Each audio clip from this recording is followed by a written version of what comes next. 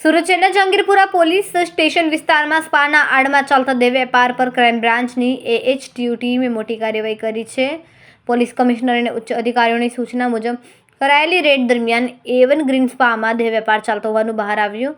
પોલીસે ડમી ગ્રાહક મોકલીને કાર્યવાહી કરતા સ્પાના સંચાલકો દ્વારા ગ્રાહકો પાસેથી રૂપિયા લઈને મહિલાઓ પૂરી પાડવામાં આવતી હોવાની પુષ્ટિ થઈ.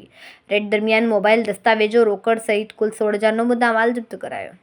પોલીસે 3 મહિલાઓને મુક્ત કરી છે, જ્યારે એક આરોપીની ધરપકડ કરીને વધુ તપાસ હાથ ધરવામાં આવી છે.